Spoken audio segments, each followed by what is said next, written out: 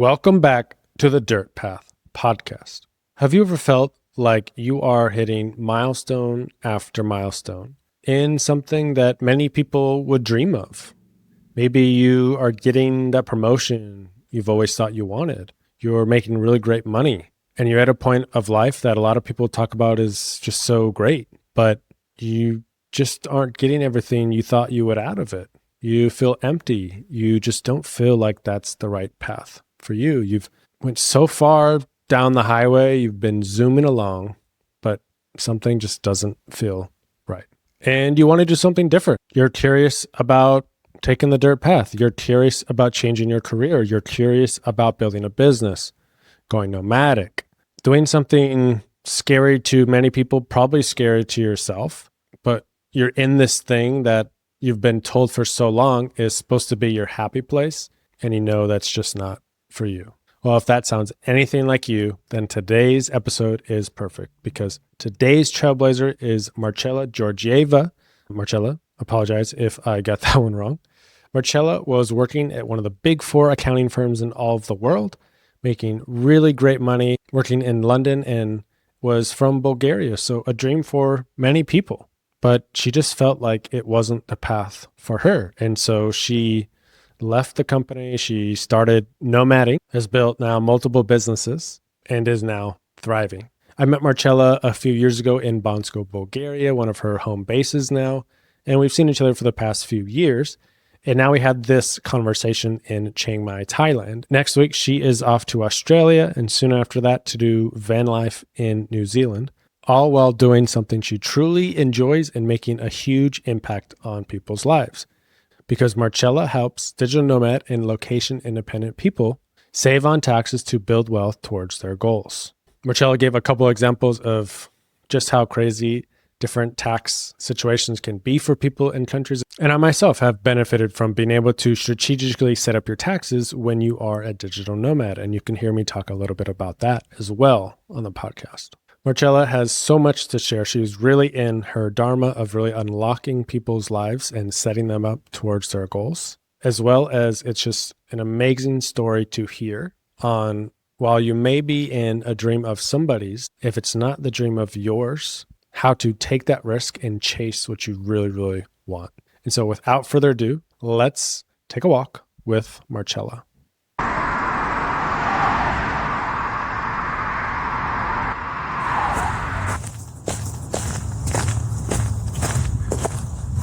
Do you have like a list of questions or it's like... I have a list of general stuff, but also just see where the convo goes because I don't know your actual full story. I realized, like I know... That's a good thing actually because it makes up for a very genuine conversation. I'm very curious. But I was thinking the other day, or last night I was getting the questions ready for you.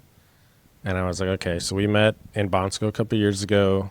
Last couple of years we've seen each other in Bansko. Mm-hmm. Now we're seeing each other across the world, Chiang Mai, Thailand.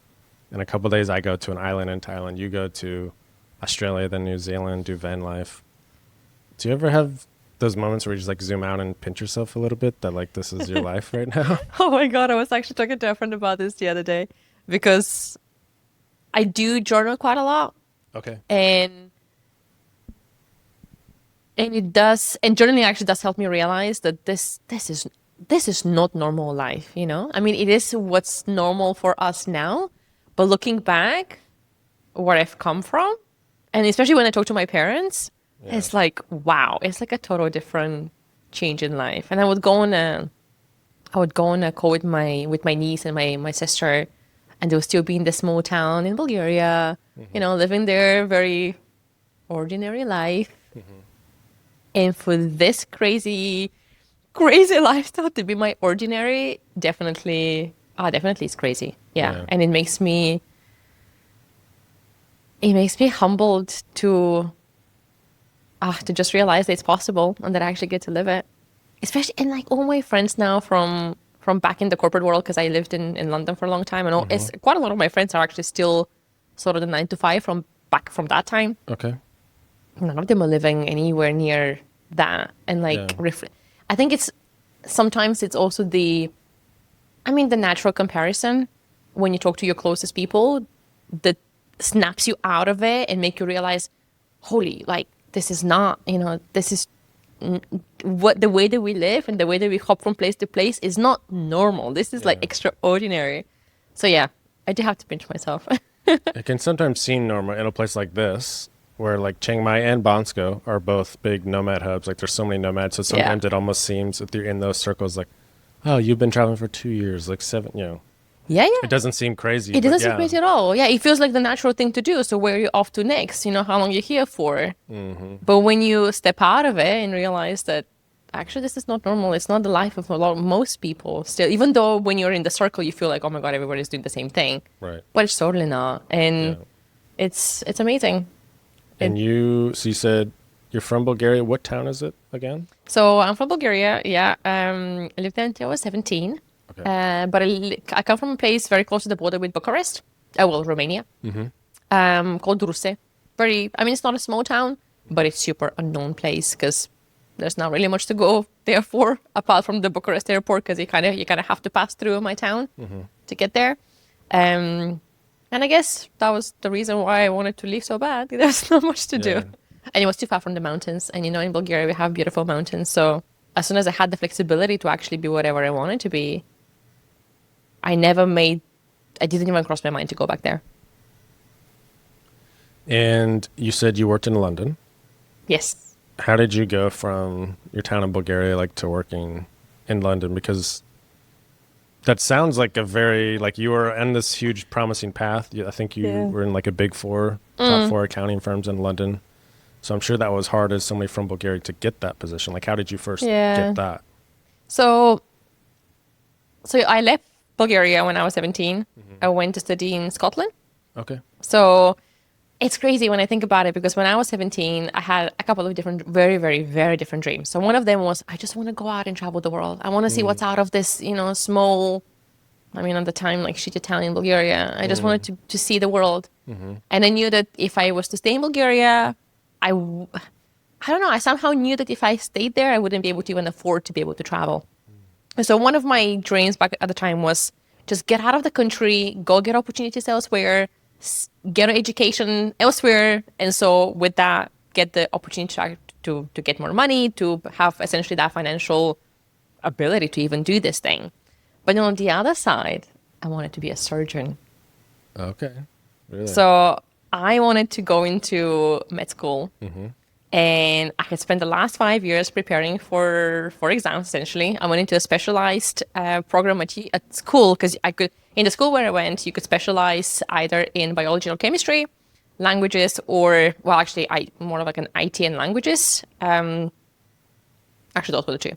And so I specifically chose biology and chemistry, knowing that I'll be taking this path. I'll be going into med school. I'll be becoming this, incredible, badass surgeon. Yeah.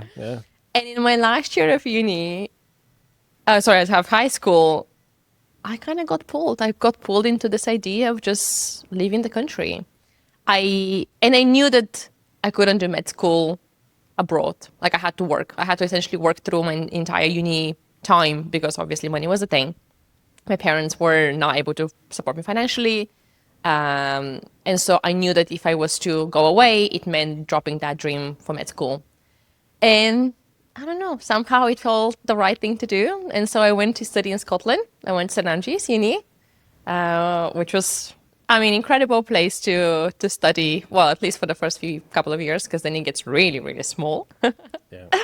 And then I went into management. So I did management, which was actually a pretty random degree in the sense, because it was kind of a mixture of everything. So I did entrepreneurship. That was really cool, actually. There were a lot of cool entrepreneurial classes that we did. Okay. So a bunch of entrepreneurship, corporate finance, accounting, a bit of HR, a bit of marketing. It was like a business degree that was capturing a bit of everything over 4 years. And so a lot of projects, the cool thing was that it was a lot of projects, so you could actually see what you like and what you don't quite like. So anyway, after the 4 years at uni, what a lot of people in general in the UK at the time, at least, were doing was going in, really fighting to get into the Big 4 companies. So that was, the KPMG, PwC, Deloitte, EY of the world, really, because they're everywhere. And at the time, I didn't really know what I wanted to do. And so when I left uni, I was like, what's the next step? Like, what's the next thing to do? You know, like, okay, I hustled to really get the good grades. I had the grades. I had the extracurriculars. I mean, I busted it all off. And so I had the choice to decide what I wanted to do. And I didn't really know, but I kind of followed the crowd. I followed the crowd and I was like, well, you've come all this way. You've gone to one of the best unis. Like you've managed to go through, oh gosh, I actually counted those a few months ago. I did 12 part-time jobs whilst I was at uni to afford to actually stay there.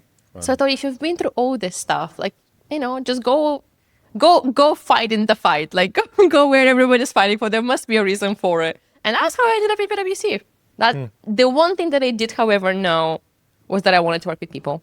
Okay. I wanted to work with people and I wanted to see a real impact in what I do. I love numbers. I love, it will sound very weird, but I love figuring money out because I don't come from money. My parents never really had much. Not a little better because I invested in my mom and she's now running her own business. So that's working out well. And now they're a bit better. But over the years, for me, it was like this massive passion of figuring out, like, why is money so limited? Like, why is my parents so constantly saying it's such a hard thing to earn or it's such a precious thing, you got to keep it and not spending on anything. And so I just had a lot of limiting beliefs around money that I just wanted to go out and figure out. And so when I actually went on to decide what I wanted to do, I first went into financial audit for like a very short amount of time, did not enjoy it, and very quickly transitioned into tax, into personal tax. And I absolutely loved it. I actually really did. Reflecting back, I kept myself, I was seeing myself saying so many times that this is the dream job. If I had to be employed for the rest of my life, that was the dream job. Like I love the job. I love my clients. I was working with all the high net worth individuals of the UK, basically. So all the millionaires and the billionaires of the UK were coming through PwC, or like a big chunk of them. And I was helping them with their essentially tax consulting, and at the beginning, tax compliance, so all the returns. But the majority of it really was just figuring out how to structure things around to lower the taxes, where to move them to, how to move them to the UK if they wanted to move to the UK. And it was fun. It was very, very interesting. And obviously, massive numbers, because everything was just so material. And I loved it. And so I spent about seven and a half years working for PwC in London. And it was great until it wasn't. Yeah. I'm curious, was there a specific moment where like you feel it shifted? Because oh my God, yes. The other thing is, like you said, so many people, that's a very coveted position, like worldwide, right? The top 4 accounting firm, right, in the world. London, this major city in the world, like so many people want the glitz and the glam, want to move there. Yeah, I'd be curious about the moment that maybe it changed for you and how that went about. Yeah, I actually do remember that. So I had taken a sabbatical for 3 months, maybe about a year before I actually ended up leaving, because I was doing a lot of personal development stuff, and I could just feel myself wanting to just see what's out there. I could literally, from the moment that because I started working when I was 16, because I had to get my parents' permission. Because when I was to be able to actually go to Scotland, because that was one of my dreams. So I had started working on that potential plan a couple of years earlier. So I picked up a job in a cafe back home. And any free moment that I had, I would be there, serving coffees. And that was amazing. But it did mean that until the point about 7 years ago, maybe, I had never really stopped. I had never really had a holiday. Every single summer holiday, I would just work it away. Every single, Easter break, I'd be taking double shifts. And so I just had this urge to just go out and see what the world is. Like I had just not stopped. I was constantly either working or studying, and I was just hustling. And I was enjoying it. And, the results were showing up in terms of, all these whatever certificates and good jobs and opportunities. But part of me was like, the whole point was for you to go out and travel. Like, where's the travel? And sure, I was doing some weekend trips here and there from London, and that was fun. But I just needed to stop for a little.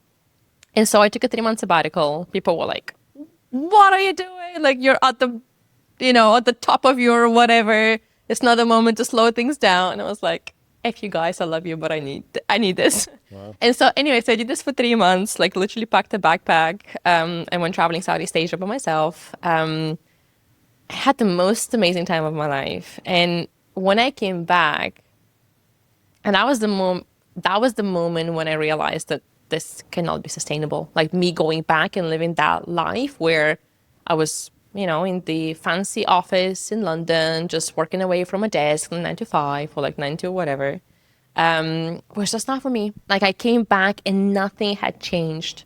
Still the same projects, still the same routines, still the same, people ticking their boxes. And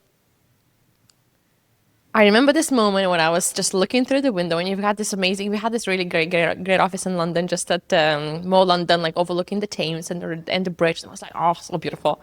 And I was thinking to myself, can you imagine yourself in the shoes of the partner that I was working for? So this amazing woman, like one of my greatest mentors. I had gotten really close to her, and she had just made partner. And I just had this moment of realization, having just come back from my trip and like having her sort of go through that journey of partnership. I was like, can you genuinely imagine being in her shoes and being just so happy and like so grateful for having, because that's the goal, right? That's the end goal. When you're in a big four, making partner is like the thing, like it's the ultimate success. I was like, actually, no, I don't want that. I don't want that. I don't want that for the stress, for the same limitation, for what it comes with. It was just not my path. And that's how I knew that it just can't be it for me. Wow. And of course there were a lot of things around, money as well, because okay, I was making really good money, but then taxes were awful. Like in the UK, you pay 40% of tax, well, up to 45. And it was just not making sense. Like you were working really hard, but then at the end of the day, like so much of it was going to taxes. And of course, as an employee, I had zero control. So there was on the one side the idea that this massive urge to just live more and be able to be here in Chiang Mai and like just have the opportunity to just see the world and still be productive and still create value in the world. But at the same time, have more control over how much I make and just in general how much I get to keep, because ultimately that's what it boils down to, how much you actually get to keep. And so yeah, that was the moment. I remember it so vividly. That I was like, it's a great path, and it's for a lot of people the total right thing to do. It's just not for me. Yeah. I think that's key, right? Is like maybe that path is perfect for somebody else. Absolutely, yeah. But it sounds like maybe it was somewhere for us where it's like in the back of your head, like I want to travel, I want more freedom. And eventually I think you have to listen to that voice. And I think it's what happens also once you've actually connected with the thing that you genuinely enjoy. Like I think if I hadn't taken those 3 months away to just, first of all, think, because I had no time to even think, like life was just so busy. Like I was, right after I finished uni, I had to go into essentially 15 exams to become a chartered accountant. So I had literally done like one of the hardest unis in the UK, at least, like worked throughout the entire time to go into a PwC, like super hardcore in itself place to work with all their mad expectations. And on top of that, do 15 exams that were like the hardest exams of my life, hands down. And so I never really had time to think, like, would all these basic questions of like, so what do you want? Like, what makes you happy? Are you even happy in that moment? And taking those 3 months to just be, okay, like, I don't have any emails to check. I don't have any clients to think about. Just think about the present moment and just see what comes up.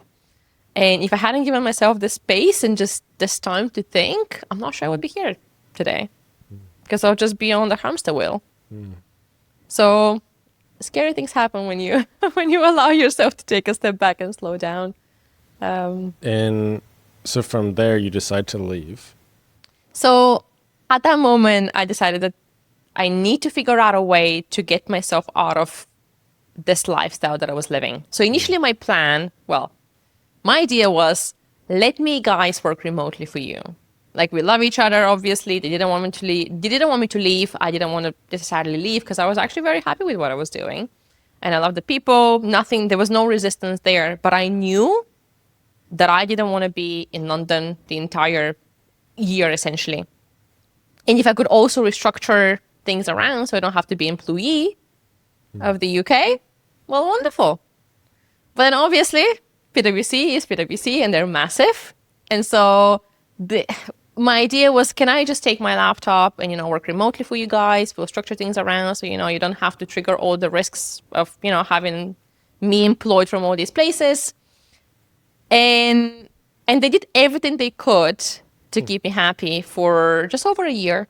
So we ended up essentially making a little plan because they didn't want me to go and they were flexible as much as they could. And so basically what we ended up doing for a year was that I'd come in London, work from London, then leave for 3 months, come back in London for 3 months, go back from London for 3 months. And it was like 3 months, 3 months in, 3 months out, 3 months in, 3 months out. Because I just didn't want to be there the entire year. But of course, I didn't solve the money problem. And also, eventually, COVID struck.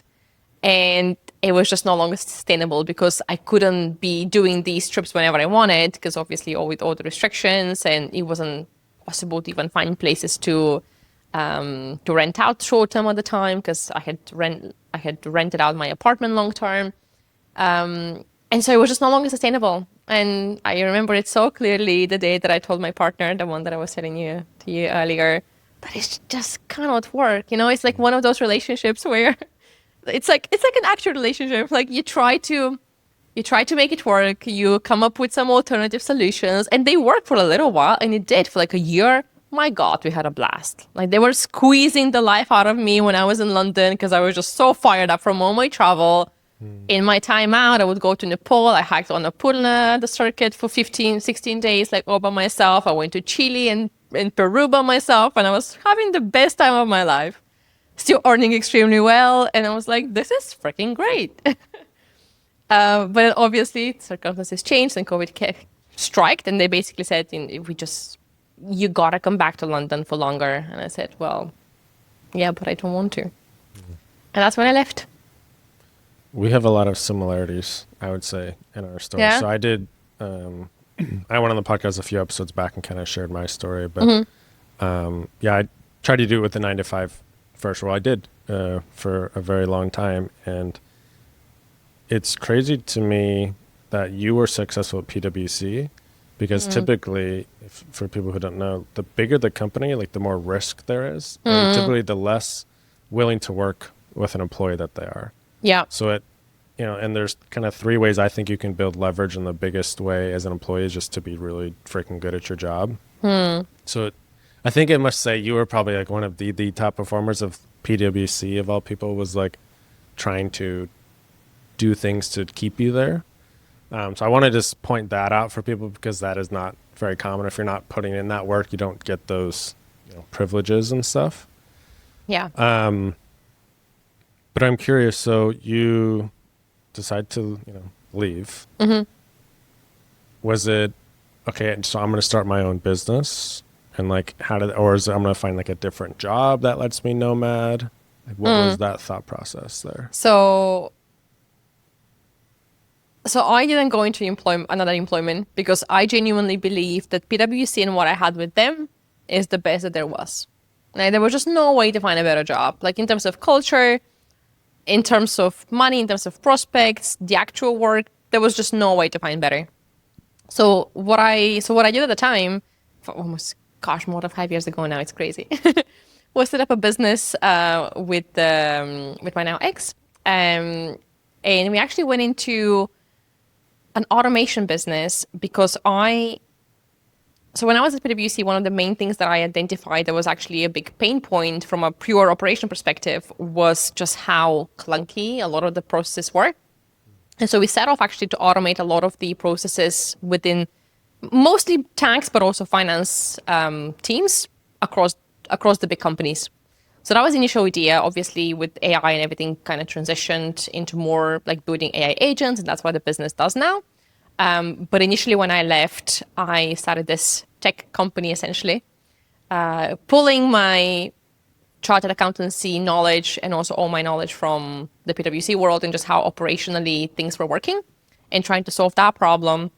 Because honestly, when I first left PwC, I was working with people who were making like crazy amounts of money, massive risk, super complex, working with PwC offices around the world. Like this whole network was just there for us to tap into whenever we needed to resolve a client's problem. So when I left, I thought, how am I going to go into taxes? Like how can I do what I did in the context where I'm not part of this big giant? I couldn't see who I can serve, honestly. Like when I left, I didn't know that this whole community existed of, nomads and people working remotely. Sure, I wanted it and I went out and like tried to create it for myself, but I didn't know a single person who was living that way. Like it sounds crazy now because obviously we now have these massive communities. But back then it was me and my ex who were just trying to wing it. Like we were going and working from all these cool places, trying to work on the startup. But I couldn't see how me with my tax knowledge, having worked with such complex clients, could come in and solve a problem for someone, for anyone really. Because I couldn't imagine, a millionaire or a billionaire coming to me for like to solve a problem. Like I had so many limiting beliefs at the time, and like also I was just so I had seen these big massive engagements in PwC that I couldn't chunk down to, literally who can I serve. And it's only a couple of years into my sort of nomad journey that I realized that, wow, there's a tremendous amount of people who need exactly someone like me who's actually coming from this tax background, who's gone through this whole transition of, going from the UK to now being somewhere where I pay low taxes and has essentially done that journey for themselves, but also lives a nomad lifestyle to come in and solve this entire puzzle of like, how do you sort out your taxes as a nomad? And like, how do you lower them so, you don't still pay tax in Germany, UK, or whatever else my clients would come from these days. And that opened a whole new world, because it sounds crazy that for a lot of people, it sounds crazy when I tell them that I actually really do love what I do, because taxes for a lot of people are this super unsexy, boring thing to have to sort out. But for me, it's not really taxes that I look at. I really like what I geek out, and what my mission really is to help people get freedom, get financial freedom to be able to be here. Like I wouldn't be here if I was still paying 40% of tax. Like no way. Business would have collapsed long time ago.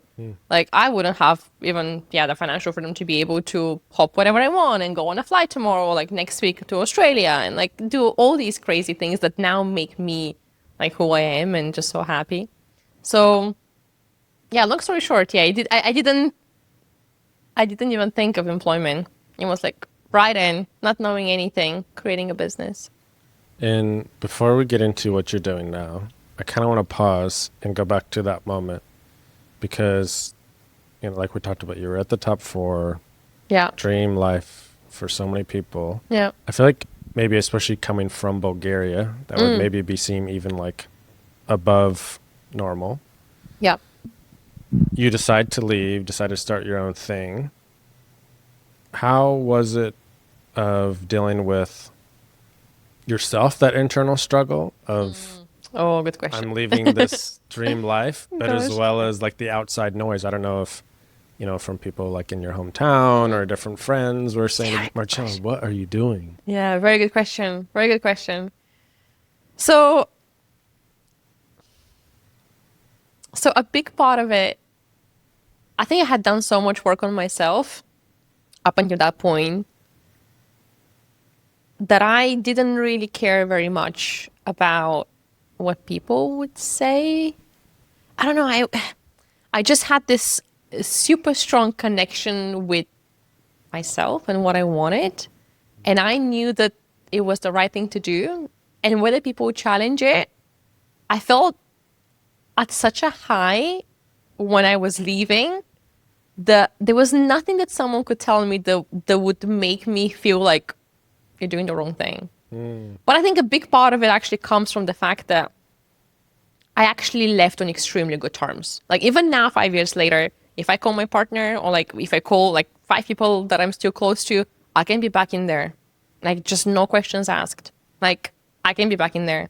And I think knowing that I'm not closing a door to that option was what made it possible in my mind to let go of that identity for a moment and be like, you know what, if everything blows out, totally cool. We'll just go back. Like, we haven't burned any bridges. No one's been offended. Like, not, I haven't been fired or like, done something bad to not be able to go back. And so I thought to myself, genuinely, what is the worst thing that can happen? I had a mortgage that, my tenants were paying.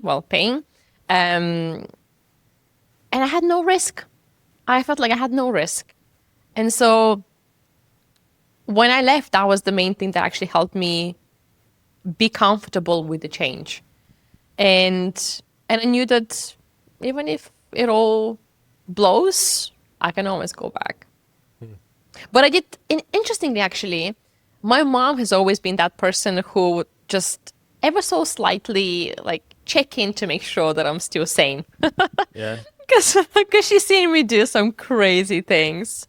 I mean, bless her. The nervous system that she has is just another level. Because I have done some crazy things, especially in that last year when I had that opportunity to be in and out of London all the time. Okay. I did travel. Like, I did some crazy traveling, by myself most of the times. And so she knew that, my pattern is to go very unconventional and very out of the box. And so for her, like, leaving this secure job, especially coming from a background where they didn't have any money for most of their life. So now that I was finally secure, like, why the hell would you do that? Like, why would you put yourself again in a situation where you're not even sure, like, if this thing is going to work?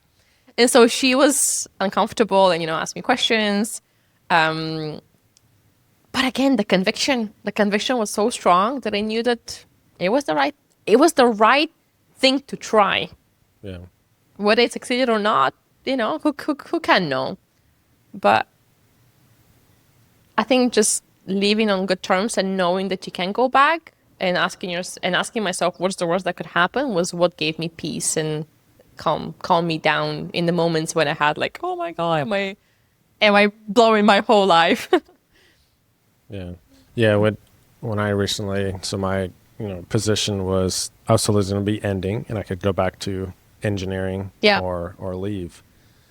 A lot of different scenarios, but I just started to kind of write down what would be the worst that could happen. And very similar, like I really enjoyed that company. I did a post on LinkedIn like how grateful I was for everything the company did when I left. Yeah. So I know at any point, like, I think I could return to that company or a different company in the industry, but like you said, it was just this urge of like I have to try. Yeah,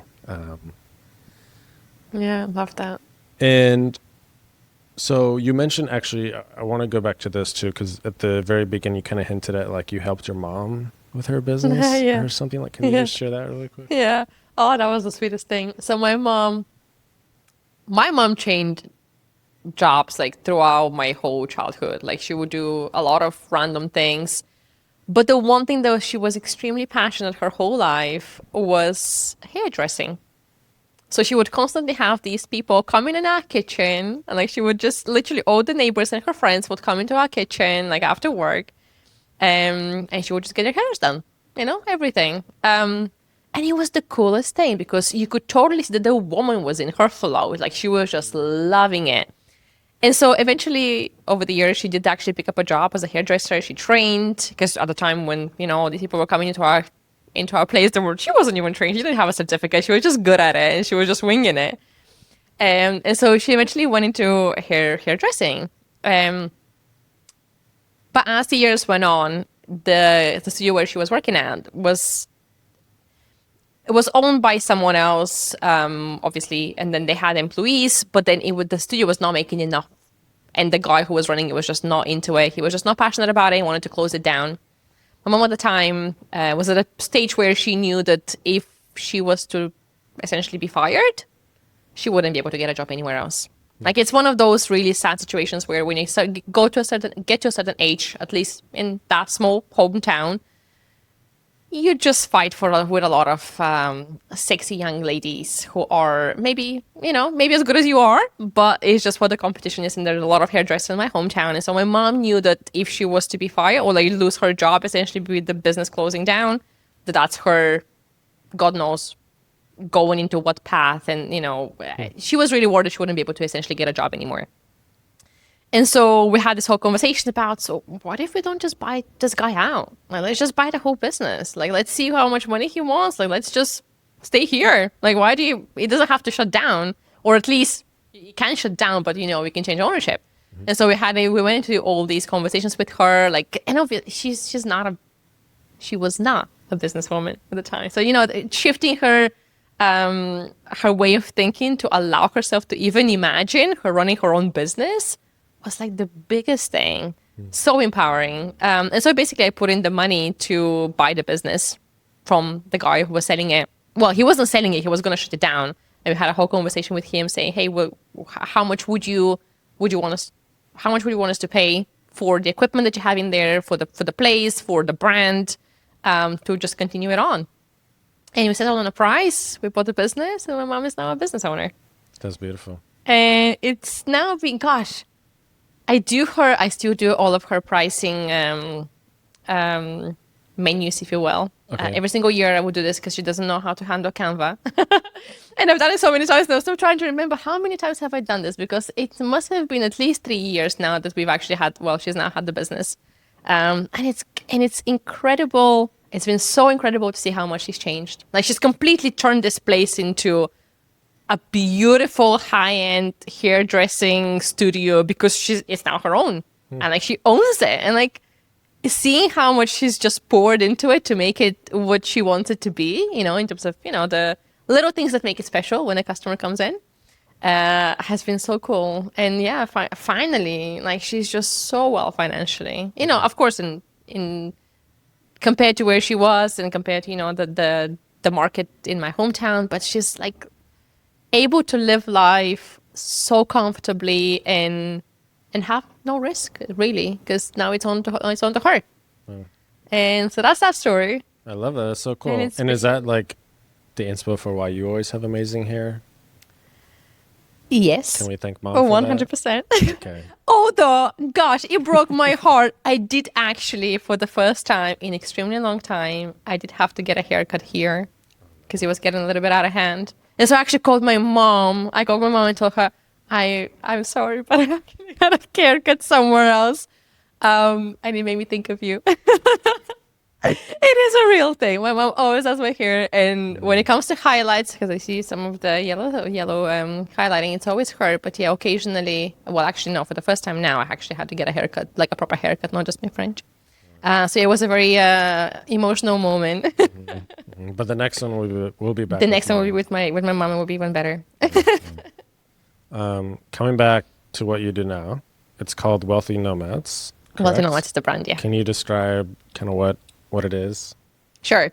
So it is. It is my baby. It is my mission. Is a space that I've created to essentially help people who are very similar to you and I, people who are running their own business, who are coming from a place where taxes are currently high. Most of the people that I serve are people from the UK, Europe, Western Europe, predominantly in Canada. And they just want more freedom. They want more freedom to be able to retire early, to buy their dream home, to be able to travel without thinking about, can I go to this country because, lifestyle there is triple, what is in Bulgaria or Thailand. Or they want to retire their parents early. They want to feel safe, that they are secure financially. And so with Wealthy Nomads, I come in to really help people achieve that freedom. We do this by, of course, looking into taxes, because that's what my zone of genius is. But essentially, I come in to really help them lower their taxes by optimizing their personal tax residency on the one hand, but also the business structure that they're running. And a lot of the times it's just a matter of identifying where they are now, how much they're paying, what the tax system is that they are in, and what system they currently have, and really map out different options. So we spend a lot of time looking into, so what are the options from a tax perspective in terms of, geographically, what countries we can look at where taxes are significantly lower, but also, and very, very importantly for me, is how do those places, potential places, actually fit in with your lifestyle? Because for me, I mean, the whole reason that I started my own journey into nomadism was for freedom and to be able to actually have a lifestyle that I'm just so incredibly in love with. And so I really come in to bridge those two things. So we're not just looking into, some figures and trying to go, with Georgia with zero taxes or whatever.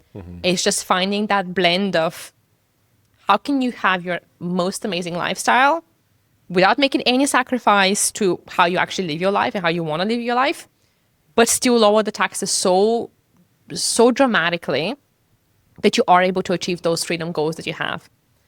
And that's what the business is there to do. And people are, and you know what, actually, just seeing how much people are actually achieving those goals is just the most gratifying thing that I've ever experienced in my life. I mean, sure, okay, going to all these cool places and traveling and, being having that history of that, massive change coming from the small town with all these little wins here and there. Just seeing people actually buying their dream homes and it just reconnecting with what they've wanted to do for so many years has just been the most gratifying thing. Just the other week, I was with one of my clients who she's become actually a really close friend. And she's bought a place here in Chiang Mai. Wow. And going and literally walking through those doors and seeing that place with her was just knowing that I've been that small part of that process, because she's now poured her tax savings into it. It's just what the business is there to do. Yeah. That's beautiful. And I like the part that you said that you really take the time to curate it for what they're looking for. Yeah. Because I think so often we can get into the trap of just, save as much money as I can on tax or whatever. But yeah. I have friends, for example, that, Dubai, I think, was hot for a while and maybe still is as a place. And maybe for you, that's an amazing spot, Yeah. To go and maybe lower taxes. But if you don't love a place like Dubai and you have to be there 6 months a year, Yeah. maybe it's not. Yeah, absolutely. And so I love that extra personal touch that you have of okay, this is, yes, you would save more here, but would you actually enjoy it? Yeah, yeah. And you know what, though? Eventually I had a lot of people who would go to service providers who would just give them, they'll jump on a 30-minute free call and they'll tell them, oh, well, this and this and the other are great options. Let's go ahead. And the problem is that it's just not sustainable. Because it can work for a year, you can justify it, for the tax savings, but then ultimately we're people of freedom. That's the whole point of our lives, at least within the community that I serve. And so ultimately you're gonna want to change this because it's just not going to be a lifestyle fit. And so I've seen so many people who've set things up, they've gone to the place, they've tried to make it, and then they're like, I just don't want this. And so they've wasted essentially quite a lot of time. It's not necessarily a whole year, but so much time trying to get set up in the place, obviously pay, quite a bit to get set up in that place, make it work, go through that whole struggle of actually, committing to the place and trying to be happy there, to only realize that it's just not worth it. It's just not a fit. To then go again and redo it again. And so the way that what I focus on a lot is really finding that place that is so, that is ticking so many of the boxes, even if it's not 100%, if it's 90%, most of the times it still works. But that place that is such a great fit that you wouldn't want to change it at least for 3, 4, 5 years. Because that's really when you start reaping the rewards, but also you're not in your head all the time. You're not in your head all the time thinking, oh, is this the right decision? Did I really make the right choice? And am I even content with this setup? And you can just relax, focus on growing your business, knowing that everything is set up and you're actually extremely happy with it, and you can just change focus and away from this entire, tax work. Yeah. I can't remember if I told you this, but I did the FEIE for a few years. So for people that don't know, it's a Foreign Earned Income Exclusion Act. So the U.S. is one of only 2 countries, us and Eritrea, that if you're a citizen, no matter what, you have to at least file taxes. Yeah. Right. But I lived abroad for 330 plus days out of, a 365-day period. And with that, you don't have to pay federal taxes. Yeah. So I did that for about 2.5, 3 years. Okay. And was amazing because that was how I wanted to live life at that point. Like I would come back to the U.S. to see, family, friends, work events. And I was very intentional with like that time. Yeah. It was kind of nice to have, to be honest, like, Yeah. oh, I have to get back. Sometimes I would have liked to stay longer, but it was like, this is a big financial difference to get ahead. But I always knew that there's going to be something that changes this and I have to choose that. And for me, that was Paige, right? So when me and Paige met, she went back to the US, she was dealing with some stuff, and she has like her home base is in the US. So she has all of her families in one area, very different from me. They're all spread out, and where she would go for multiple months a year. And so when we were finally together, it was me choosing like, hey, I'm going to pay taxes for you, which I think is like the sexiest thing you can do. It is the sexiest thing you can do. What a good proof of commitment.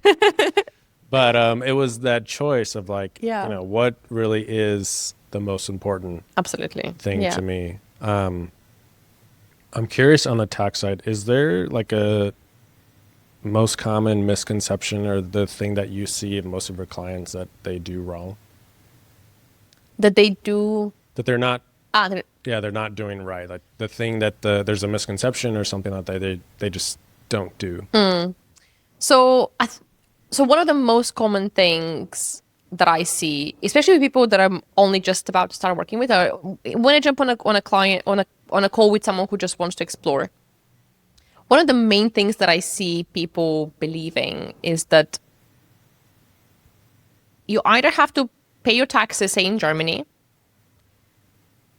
or so you either pack your bags, you go travel, you keep your tax residency in Germany or whatever else you come from, and most people believe that you can't actually change that tax residency to somewhere else, because if you were to do that, you wouldn't be able to go back home and see families for however long you want. And sure, you can't spend more than 6 months in most places because that then triggers tax residency. But you can't go back home whenever you want to see your friends. You can't keep holding your flat or house that you might have bought like over the years.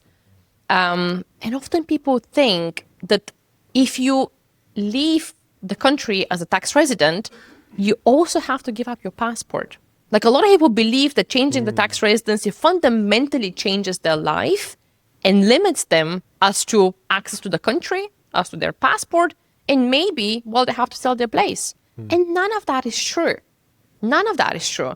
And it's incredible how many people come to me and they would tell me, well, I've been traveling more or less full time for the last 3 or 4 or 5 years, but I still pay tax in Belgium. I'm like, what? And it is so incredibly common. It is crazy. And what often happens is people will just, pack a bag. They'll go want to try out the lifestyle, and years will pass by. And they would not have thought about their taxes until, taxes come up as a topic on the dinner table. And they're like, what? I should have, broken that tax residency when I left, which they never did. And so just realizing that you have that flexibility and that choice to make as to where you actually have your tax residency is one of the most empowering thing, I think, to realize, because it can literally transform your financial situation fundamentally. Yeah. I've seen people, one of my clients, like the sweetest guy, like he was actually the one who spent 5 years paying taxes in Germany. And it was, when we calculated the numbers, it was 250,000 that he had paid in the 5 years that he barely stepped foot in Germany. He actually wasn't even traveling there much because he was like, oh, F you Germany, I want to go see the world. And he just barely even go back there. And of course, I mean, if you never told the German authorities that you've changed your tax residency to somewhere else, and you can't actually point to any other country because you've been copied around and not setting things up correctly, no one's going to give you a tax refund. And it was the most painful thing to realize because, I mean, that kind of money can really, it can change a lot of things. Like you put it even in an ETF that you just leave for those 5 years, and, it would have worked for you. Mm-hmm. And so it's heartbreaking to hear those stories, but I do actually try to do my best to just voice it out because I still hear it, those, I've heard it over the last 3.5 years, like so many times, and it's still, out there as a belief. So just shredding that belief that you are tied to the place where you're born is can be a massive game changer. Yeah, I think, excuse me, the education piece, what you were talking about is huge. Like like I said, I did the FEIE, and I remember I posted about it on Instagram, like the first time I officially did it. And I had all these people like, wait, what? Yeah. What is this? This isn't real. And I remember I went back and forth with this one guy, and he's like, actually, my accountant told me like this isn't real. I was like, no, ask them again, like showing them all of the resources. And he's like, wait a second, I've been paying like for the last like 4 years, and I don't even like live there. And I was like, oh no. So that's huge. It's huge. On the other side, so you work with high net worth individuals, but somebody just starting out, not at the level maybe to hire, expert Marchela, but somebody just starting out building a location independent business. Is there something they can do at that stage to really set themselves up, would you say? So first of all, I sort of work with the people who are, of course, a lot of my clients now are in that very, high net worth stage. I do also work with people who, it's funny because often we're looking at this at the 6-figure mark, like with the clients that I work with. And the main reason for that is because when they come from countries of like, say, Belgium or Germany, they would actually be paying at least 40% of 40,000 of tax. And that's where it becomes very interesting to lower their taxes. But if you're only just starting out, I would still encourage people to look at where they are now and how many years they have, and or how much income they should be earning before the taxes become extremely high. Because there are a lot of countries, say for example, I mean UK is a good one actually, where tax is progressive in most of these countries where taxes are high. Tax is progressive, and so sometimes if you're only just starting out and if you're not actually making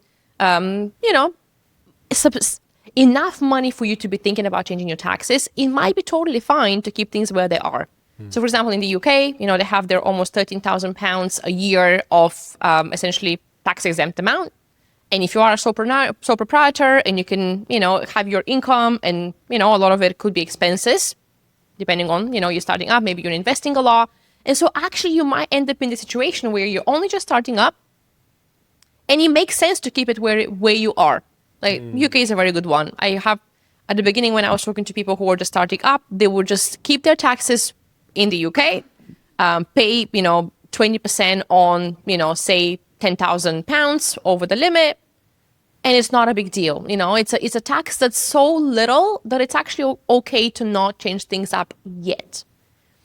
But getting super clear on what the threshold is, at which if you surpass it, then it starts to bite big, it's just so important. So I think knowing where you are, knowing and understanding the local tax system that you are within now, as someone who's just starting up, is super important because it can give it the peace of mind that you can go and travel for like a year and, you're only starting out, maybe you're not going to, make tremendous amount of money in that first year. And you don't necessarily have to change things up right away, but to know that, okay, come next end of December, my revenue will be going up to these amounts. And at that point, tax will be, say, will trigger in the 40%. You got to make a decision to get out of there, like at that point. So just knowing what that threshold is within the country that you are currently at is just so important. Now, there are also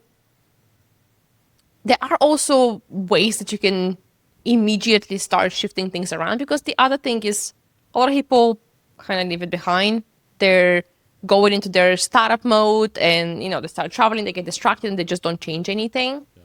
And so to a lot of people, I'd still say start exploring your options. If you know that you're coming from a place where tax is high, like if you come from a place like, for example, Bulgaria or Georgia or Cyprus, maybe you're not going to be looking to changing things very much because the regime is already pretty good. Right.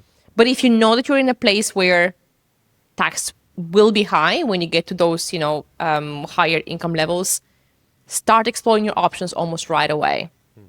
Because you're going to get distracted, potentially. I mean, not everybody, of course, but a lot of people get busy and they just don't want to think about taxes until it's too late.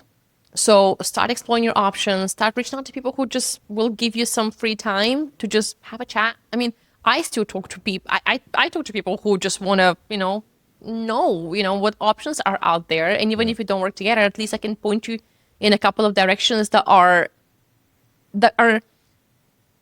sustainable over time, and it wouldn't cost you, the Dubai sort of levels of investment to get set up. Because there still are, a lot of options where you can get set up pretty affordably. And I'd still say, if you are ready to commit the time to really figure this out, and no wait, a year until you reach those numbers of of revenue, start exploring your options. Just see what's out there. Get yourself in the mindset of this is important, tax is important. Okay, maybe it's not the most exciting thing, but it actually can change your life. And if you have the tendency of just hating it, you probably think about it when it's already biting you. Okay. And that's when it's going to be not too late, but you would have lost too much. So talk to people. I mean, I'm obviously available for calls.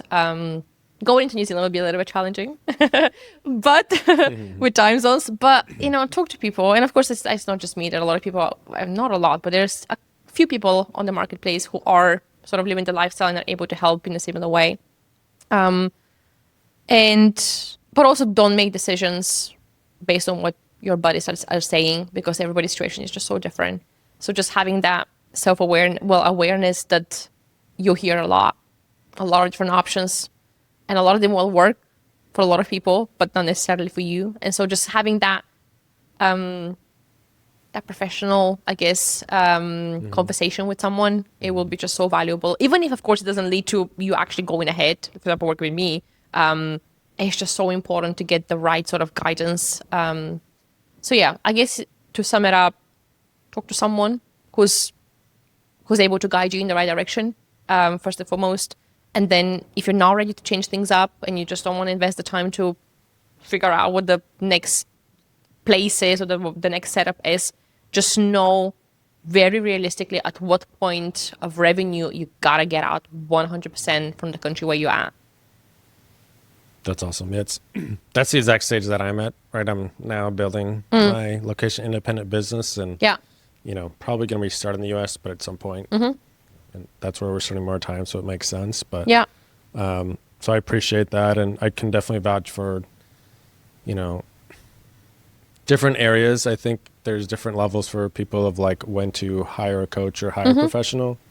I do think this is one where it is very, very complicated, and you can spend so much time where outsource this, like hire somebody that knows what they're talking about, and like you were talking about, it could save you $250,000. When I hired people, would send me tens of $1,000s, like tens of $1,000s over a few years.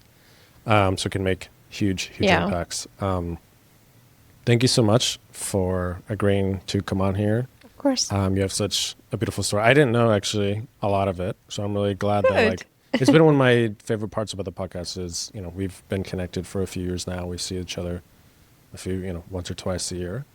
And know each other, but to really like get deeper with people that I'm inspired by has been really cool. So thank you for agreeing to come on, and I appreciate you. Thank you so much for having me. Last question is, why the dirt path? So, we were at the very beginning, right? You were in this dream life of the 9 to 5, the Big 4. You decide to go on your own entrepreneur.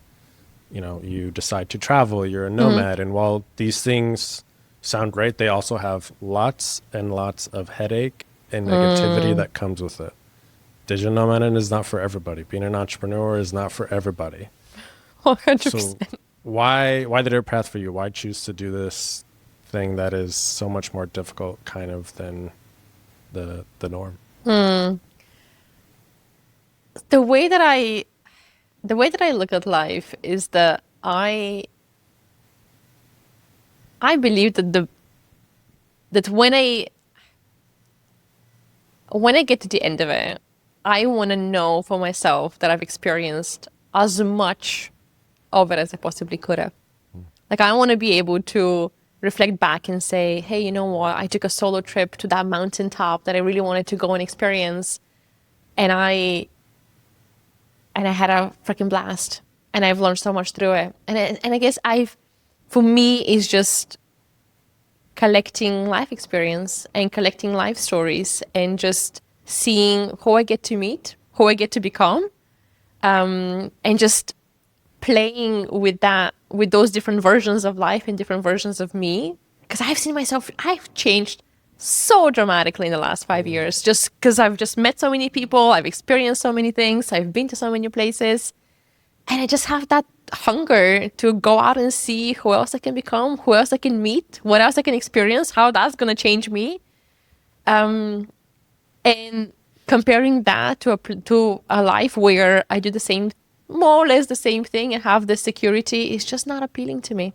It's just not appealing to me to know that not much is changing, and I'm not the one who's changing, because I just stay in this sort of stable environment. And so I do believe that, when it gets to the end, I'll have a few regrets. I'll have very few things that hopefully I will not have experienced. Because like you said, we live extraordinary lives. Like, we get to experience so much. I mean, I'm 34. Like, when I look back at my life at 34, I'm like, I've literally lived so many lives. When I have a conversation with my mom, bless her, she's amazing.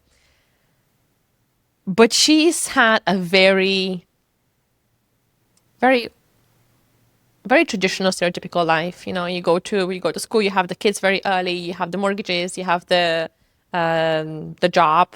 Well, of course, now life changed a little bit with the business, but it's been such a prescribed life. And when I look at my life now, I'm like, I've already lived so much life for like a few ordinary lives, and that's freaking amazing. And that's what fuels me. Like, just seeing just that curiosity to see, what else can happen? What else can I see? Who else can I meet? Who else can I become? It inspires me so much, and makes me love life, makes me excited, makes me happy. And at the moment, I don't see ever going back, so to speak, to, of course, I'm going to slow things down, and I am slowing things down. When I first started, it was like hopping from place to place all the time. Now I'm like spending 3 months at a place. I have my base in Bulgaria. I'm looking to buy a little land and have my tiny home built this year. So, things are changing, but still in a very sort of nomad-y, adventurous way still. Marchela, beautiful. I appreciate it. Thank you so much. Thank you so much, Grayson. Thank you for listening to another episode of the Dirt Path podcast. You can find any links to support or follow today's Trailblazer in the description below. If you got this far and really liked today's episode, it would mean a lot if you could give us a 5 stars wherever you found this podcast, subscribe and like on YouTube, and email us. Email us at thedirtpathpodcast@gmail.com to give us feedback, to give us an update of you on your own dirt path, or to send us questions, as we might be doing some Q&A episodes in the future. All right. We'll see you next time here on the Dirt Path. Saw the exit sign flash by, a whisper in the breeze said, take a chance, don't wonder why, just follow where it leads. Oh, the dirt path, it ain't easy, no map to guide the way. Slow and hard, sometimes uneasy, you stumble through the clay. No signs to tell you where you're bound, no traffic to obey. But every step on broken ground build something great someday.